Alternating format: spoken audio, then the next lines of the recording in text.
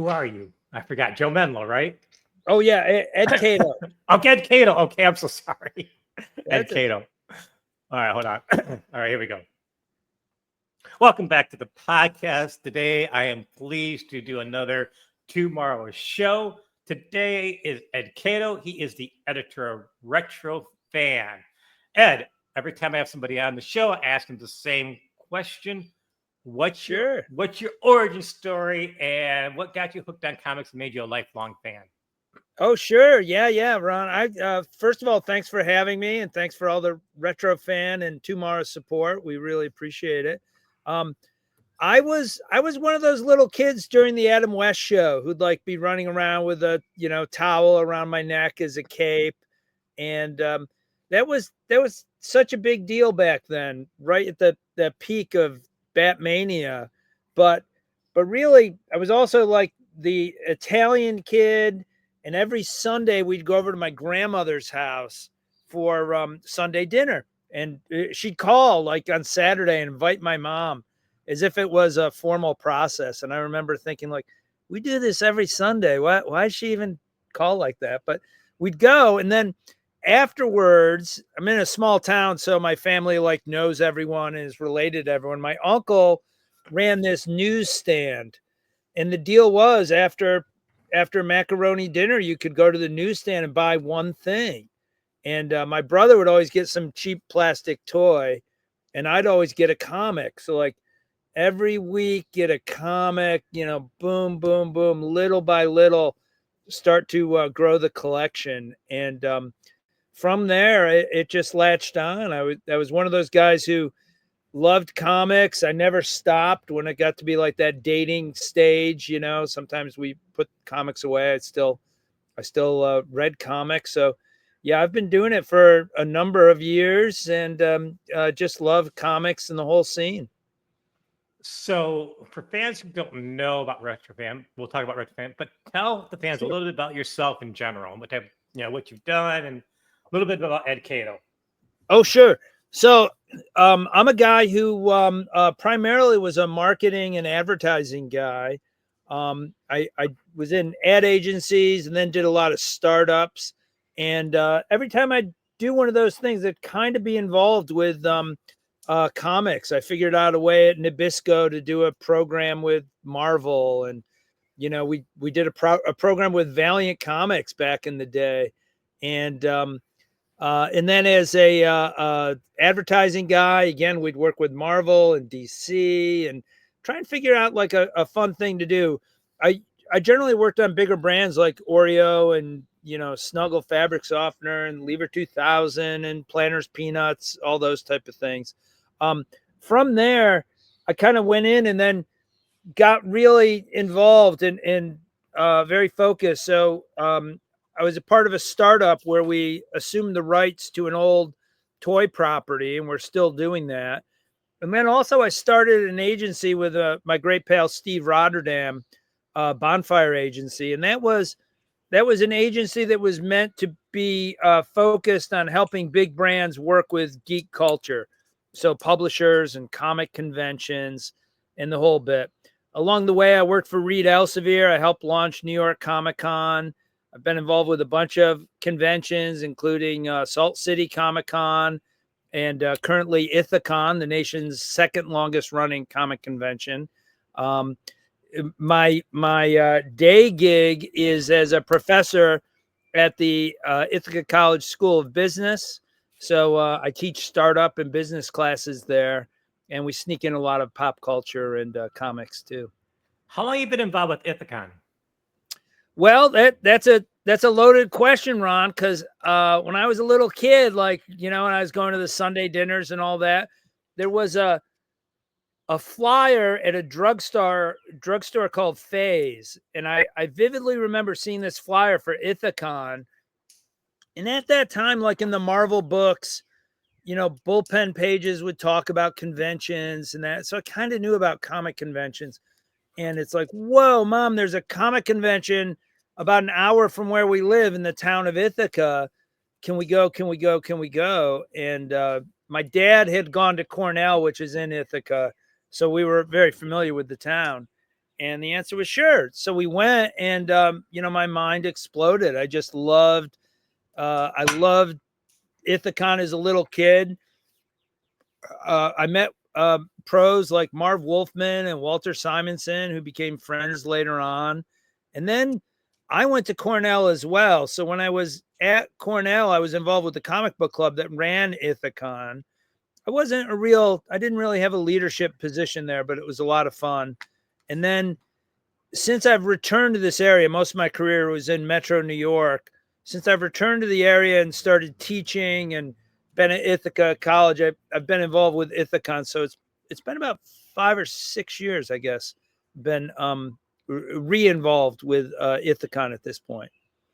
I'm curious. You're a instructor at the college. Does your pop culture and editorial stuff filter into your classes and what you teach there, or do they just have no idea who Ed Catto is? Oh no, all the time. I always drag stuff in, and one of the things I teach is a class all about how to do trade shows and conventions, which is very important for startups. And in that class, we have the students run a trade show. Essentially, we have the students run Ithacon, so they learn all about the ins and outs of running a trade show, the marketing, the registration, how to sell the tickets, the analysis. They work like dogs. We have about half love comics and geek culture, and the other half have no idea, about any of it. But at the end of the day, they always come together and put on a solid show. So we, I say it's not a kiddie show. It's a real convention with real guests, and we do a great job. I believe what you work with also have the rights to Captain Action. Is that correct? And what is Captain Action for the people who don't know about the character? Oh, sure. So there was this guy, Stan Weston, who worked with some partners, and he was a toy inventor. In the old days, toy companies didn't really have R&D internally. They'd have these external guys who'd come up with the big ideas, and then they'd sell them to the toy company. So he comes up with this idea of G.I. Joe. And G.I. Joe was a 1/6 scale figure, and you could change his outfits. He could be a soldier, an astronaut, or a Navy man. And it was a big hit for Hasbro. And then he came back a couple years after, kind of with the same idea, to Ideal. And he had a 1/6 scale figure. And he said, hey, here's this guy named Captain Action, and you can buy other outfits for him, so he can essentially change into Spider-Man or Batman or Lone Ranger or Superman. And instead of the military thing that G.I. Joe had. And they bought it. Captain Action was a big deal for about 3 years, and then it went away. It's been resurrected a couple of times, most recently by myself and my 2 partners. And we have a lot of fun with Captain Action. We recently brought back the figures for a whole line with Marvel, selling in Toys R Us and all the comic shops. And we're getting ready for the next phase of it all now too. Is there any Captain Action comics out right now? Oh yeah, we've done some comics with Dynamite and Moonstone. Right now we have kind of the craziest Captain Action comic. It's with my great pal Jeff Vaughn, who has this character called Al Capone Vampire. The conceit is Al Capone is a vampire. I just read that one a few weeks ago, and I was thinking of possibly reviewing it because it's such a wonky little thing. But yeah, go on. Tell us. Good. Yeah, it's a great passion project, and Jeff is the consummate professional, president of Gemstone, and Jeff has always been a big supporter of all the Captain Action stuff, all through the years. And he pitched us this idea of teaming up Captain Action and Al Capone Vampire. And we said, this will never work, Jeff. And we gave it a whirl, though, and it does work, and it's brilliant. It's so much fun. And next up, we're part of Don Simpson, creator of Megaton Man. He's got this amazing compendium coming out where Megaton Man teams up with a bunch of other characters. And Don has his way with the Captain Action mythology and characters, and only the way that Don Simpson can. And that's going to be an absolute hoot. That's just so much fun. Okay, I have a double question here. Mm-hmm. You have so much going on and wearing so many hats. How do you juggle it all and still do stuff like the column for Pop Culture Squad? Oh, yeah, I don't know. I think like in my career, especially like working in ad agencies, you'd have to juggle a lot of clients and keep everybody, you know, happy and deliver superior work, or else you'd be, shown the door, the exit. So I think that was really great training for someone who has a hyphenated career like me, who does a few different things. And that's probably a part of it. Just love it. Man, I love every one of these. Every one of these endeavors is just so much fun. And so that's a piece of the puzzle. And then another thing is, I'm at the point where I'm able to kind of pick the people I work with. So I'm working with these fantastic folks. My designer on RetroFan, Scott Savidra, is A plus. My partners for Captain Action are great. Faculty at Ithaca College is like hanging around with all the smart people. I just love my Ithaca College colleagues. And it's the support system also, I guess, is the other piece of the puzzle to make it all come together. How long have you been doing that column for Pop Culture Squad? And what do you do in the column? Yeah, sure. I was writing for Comics Mix before that. And then Pop Culture Squad, I think, is coming up on 6 years. We're on column 354. I've never missed a column. All through, all of life's curveballs, funerals and hospital visits and vacations. Never missed a column. I'm so proud of that. A modern day Peter David who never hardly missed any columns, but I digress column for. Oh yeah. Yeah, geez, we missed that guy. What a giant he was. Oh my gosh. Yeah, we just did a show on his digress column over in the history, and he was a fun writer when he did that stuff. I love that column too. Yeah, I love that column as well. I think in part I do what I do because of guys like him and Mike Gold's editorial pages and Mark Ivanier's POV. All those things are kind of. Stephen Grant used to have a great column that I loved, and all those things kind of come together. So let's go back to what we're supposed to be here, which is TwoMorrows, basically. How long have you been working with TwoMorrows, and how is it like working with them? Now, you can be honest, because John's not going to listen necessarily to this podcast. You can be as honest as you want. Oh, yeah. Oh, well, honestly, they're the worst. Oh, my gosh. I could tell you stories about John Morrow. What a rat. No, it's been great. We initially. I initially really started working with TwoMorrows, although I've been a fan since forever, like those early issues of all the Kirby Collector. When we were doing the Captain Action stuff, Michael Urey had written a Captain Action book that was kind of like the Bible for Captain Action collectors, and it was published by TwoMorrows. So we got to know Michael and we got to know John, and I can remember we did a big exhibit at the old Jeppy Museum. Gosh, that seems like 1,000 years ago. And John sent us books, and we sold the books there, and it was great. So I learned a little bit about, I got to know the people through that. Then I started writing for Michael Urey and Back Issue Magazine. So I did a bunch of articles there on everything from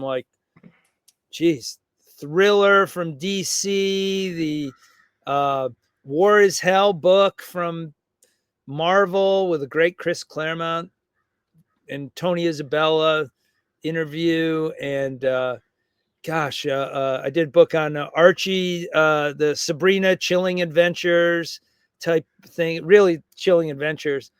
The Gray Morrow effort, and just did a bunch. A giant Batman Irv Novick article. So much fun. And that experience and kind of seeing it at that end is one of the writers, I think, primed me for when they approached me about becoming editor-in-chief on RetroFan. So I'm very new at this editor-in-chief business, and kind of like still learning, groping, in the dark room. Where am I going? What do I got to do? I don't want to miss any deadlines. And it's nice to be at that stage again. And I'm not just blowing smoke up everyone's backside, but it's a very supportive group. Like RetroFan is a great organization, great publisher, because everyone's super supportive. So, what is RetroFan all about? Who might want to read it, and how does it fit into the overall stable of TwoMorrows projects?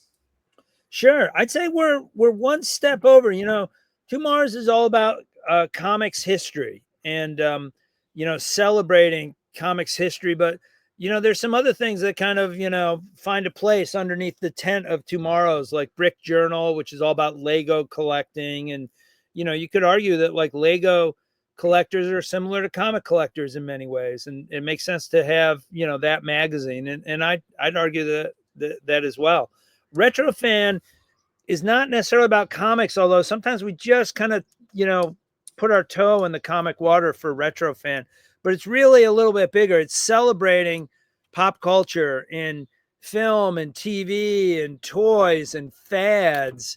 Really from the late 50s, 60s, 70s is our sweet spot up to the 80s. And we have a lot of fun. And the nice part about RetroFan too is we have a stable of top-notch columnists. So everybody who's writing like knows their stuff, communicates very well, comes up with new stories about old topics, and always just brings the passion to each of their articles. And it's been a kick. It's been a real gas to work on.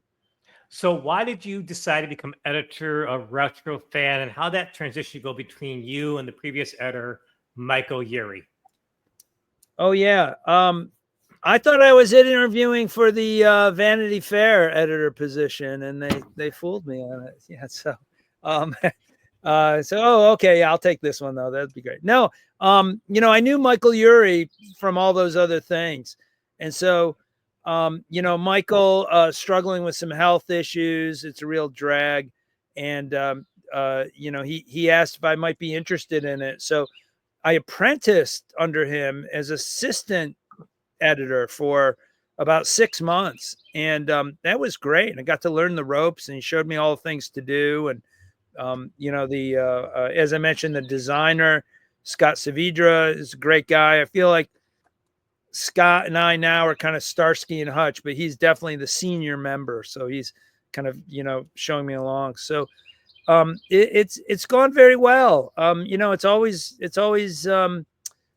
sad when someone that and love gets sick and struggles with health issues. I mean, that's just such a drag, especially when they're a brilliant person. And it's kind of hard to see. So that's been very, very difficult. And I hope that by trying to follow in Michael's enormous footsteps and not replicate what he did, but do the best that Ed Catto can do, that I'm kind of honoring all the effort and work that he put into it all. And he's been very gracious as he reads the magazines now, and sends me notes. Yeah, that wasn't too bad, Ed. You're doing okay, Ed. That sort of thing. And so yes, it's been good. Was it recently issue 38, your first solo issue, that you were pretty much on your own? I think issue 37 was my first solo issue. Is it issue 37? Yeah, I think it might have been issue 37 was the first solo issue, but a lot of the things were set in the works by Michael as well, because we work really far ahead. So, at any given time, geez, I'm kind of like, crossing the T's and dotting the I's on, all the details of a past issue. And 38 just, came in the mail, and 39 is off at the printers, and we're finishing up 41, and I'm proofing the early things for 42, and we're developing the covers for 42, 43 and 40. No, for, geez, what are we, for 44 and 45 and 46 and 47, we're working on the covers. And so it's always kind of like, this moving thing, as a reader, with any given magazine, you see what's out there now, but there's some old stuff and then that whole long planning stage ahead. So even just, keeping it all straight, I have these little cheat sheets I've created that I carry with me everywhere. So Can you tell, are you making any like big or small changes now that you're under the editorship? And what might be coming some of the future issues? Oh, sure. We're going to change the magazine quite a bit, and we're only going to talk about boy bands from now on. So Great it's just topic. 100% in sync and One Direction. I don't even know that. I can't even tell that joke. I don't even know the boy band. But no, we're not making a lot of big changes.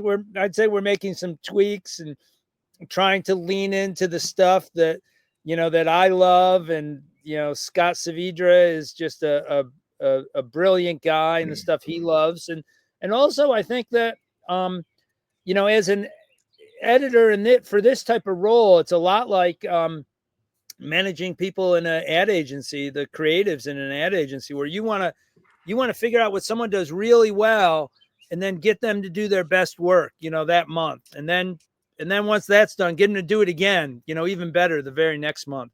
So, all of our great, columnists, Mark Voger and Will Murray and Scott Shaw, and and bringing in some new people too. I guess that's one thing we're doing is, we've got these fantastic columnists, but we always have like a little wiggle room for bringing in new people who have a passionate idea for something. So we've got this new woman, Lucy, coming up, who loves dark shadows, and she contributed this great article. It's a little bit different than what's been done before, and it's nice to get a different voice. So it's like a big party. I'm going to my college reunion where we have these giant tents, and I can't help but think of the analogy. It's like a giant tent party, and we have room to bring in more people under the tent. Not a lot of room, but if someone's talented and passionate, we want to give them a platform to talk about what they love. Ed, we have talked about a lot of things this podcast. Is there anything that I missed that you want to talk about? I think this has been great. We talked a little bit about a part two. There's some more things that we can get into, as time permits another time. But Ron, I really appreciate your time and energy. Thank you. Ed Catto, one more question. If a fan isn't buying RetroFan right now, why should they?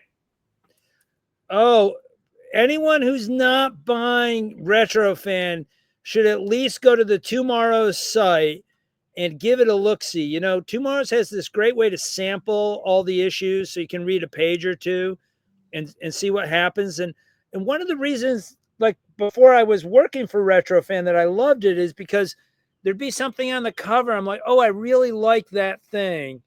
Let me read more. And then as I'd open the page, I'm like, I remember that. Or, wow, I had no idea about this old TV show or this movie or this fad or this star. There's just a lot there. If you're someone who likes to learn about the things that you celebrate and are passionate about and see it all in a new light, RetroFan is a great magazine for you.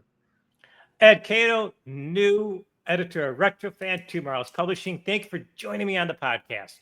Oh, yeah, you bet. Hey, thanks so much, Ron. Really appreciate it.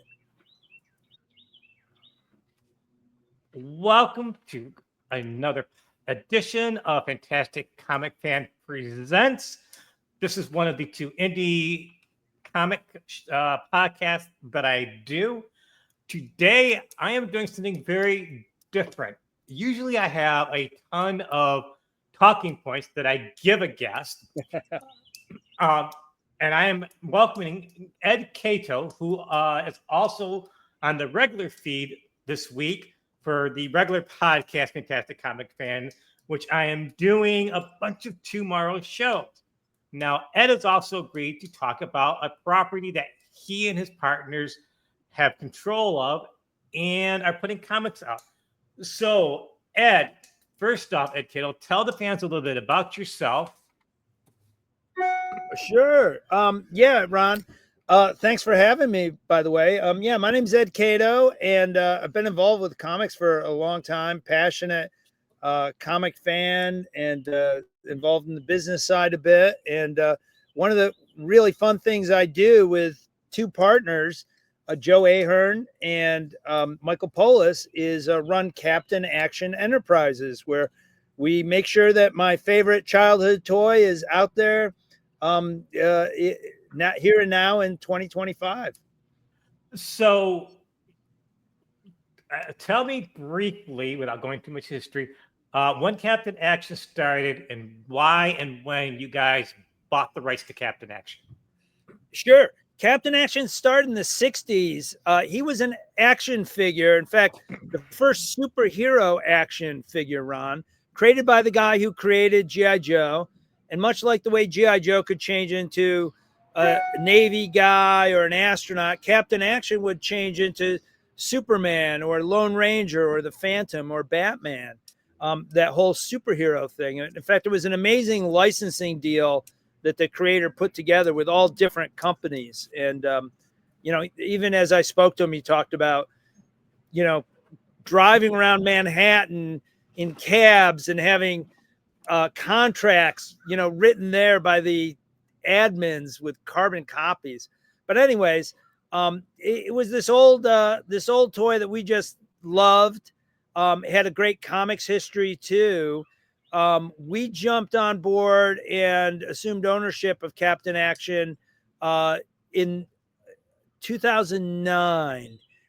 Joe and I, we were part of this collectors club. So there's, all these collectors, and actually, we were trying to get everyone to have a meetup in New York City. We said, let's have a happy hour. Come on. Well, we don't have to bring our collections, but we should meet in person. And Joe and I were the only guys who showed up. And so we had a great friendship and we laughed a lot about it. Then as that opportunity for Captain Action became available, Joe, who was involved with one of the prior rejuvenations, said, hey, let's form a company and run Captain Action now. And I said, you're crazy. I'll never do that. But I ended up doing it. And we started not with a toy.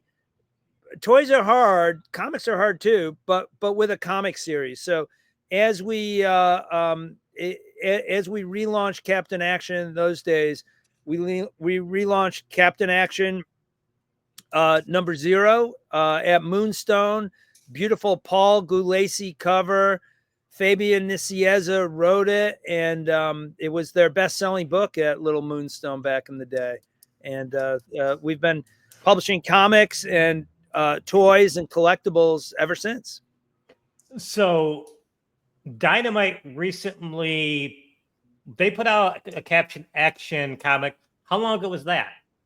Yeah, so that was about 4 or 5 years ago. Nick and Joe Rybant and all the good folks at Dynamite wanted to tell the early story of Captain Action, so they called it Codename Action, and it was kind of like the year 0 issue of Captain, or story of Captain Action. So it kind of ended with, like, at the last page, I think he wears his costume and he gets his costume, and it was great tale penned by Chris Robinson. And we had so much fun with that. We had some beautiful covers. Jay Lee covers and Joe Jusko covers. It was just great fun. And and then more recently, we were published through IDW. They compiled the old 1960s comics. We'll talk about that another time, but just a marvelous compilation. And now we have 2 more comics coming out this year. So recently, well, before I ask that question, so where is Captain Action set as a character? Is he modern day? Is he 60s? Or how does his adventures do? Or does it change depending on who's doing what? Yeah, it changes depending on who's doing what. Essentially, he's kind of, he's a modern character, we say super spy, which the more I've thought about it, doesn't make any sense what a super spy is, but he is one, and he's a guy who uses his skills to fight evil in all forms. Sometimes he uses his disguise skills. Sometimes he uses other skills, and he has a cast of characters. He has the prerequisite bad guys like Dr. Evil and, a sidekick and a female version, Lady Action, who in some ways is more interesting than Captain Action. But yeah, we have quite the cast and quite the mythology we've accumulated.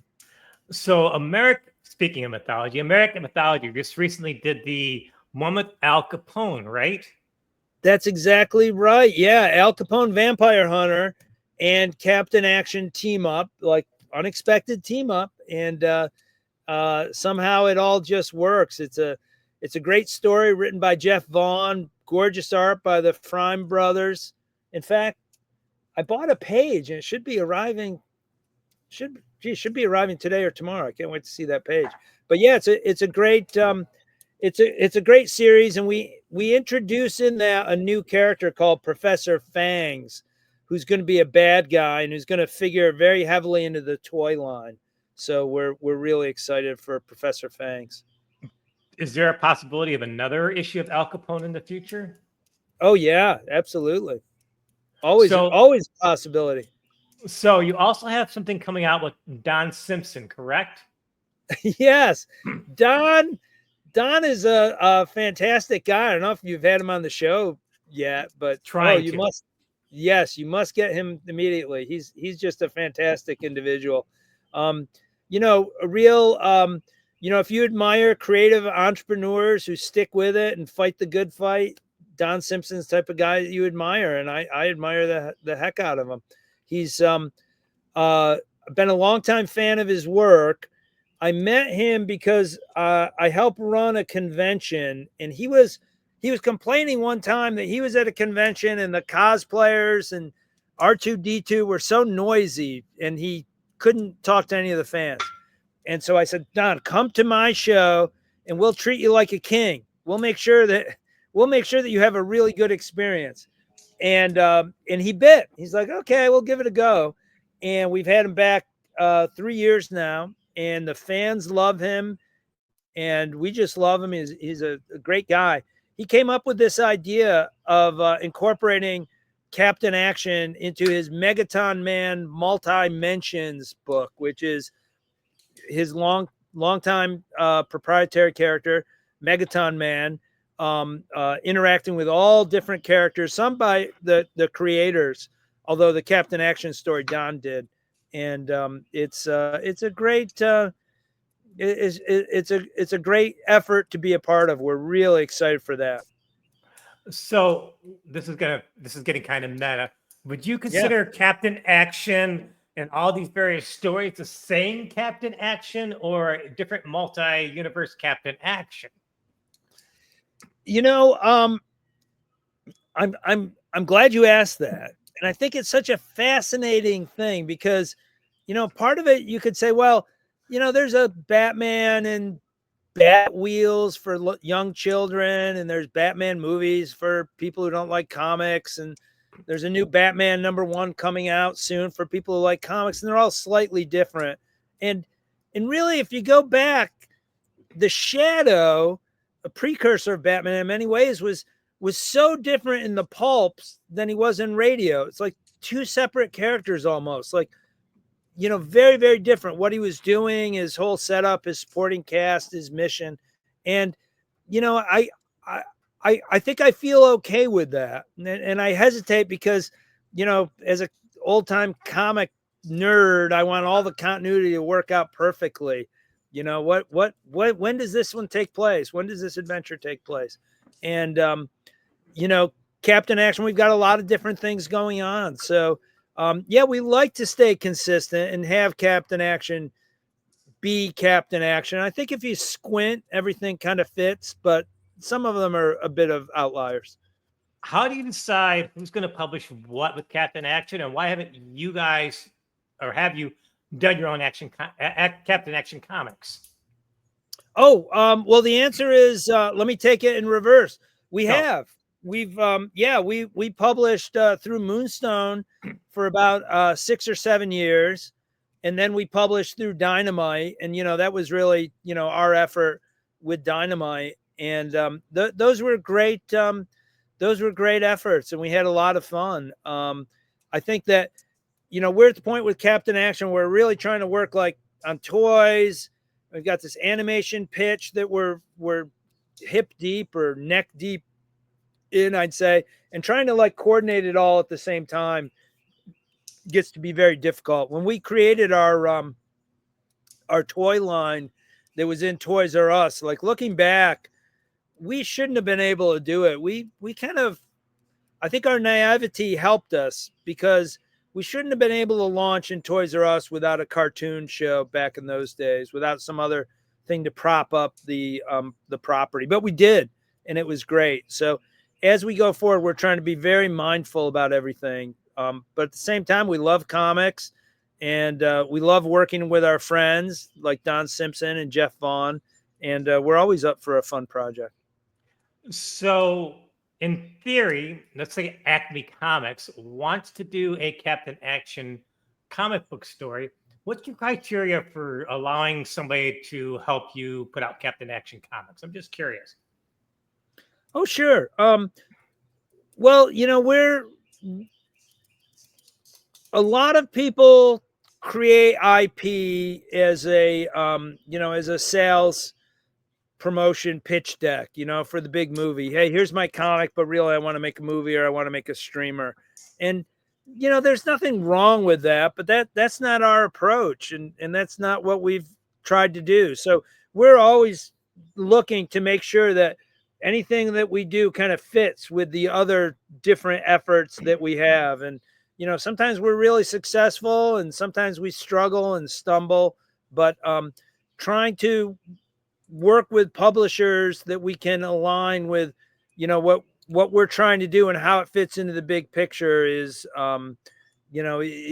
that's kind of what we always end up having discussions about. Last question: if a fan isn't reading Captain Action comics that are out there, why should they?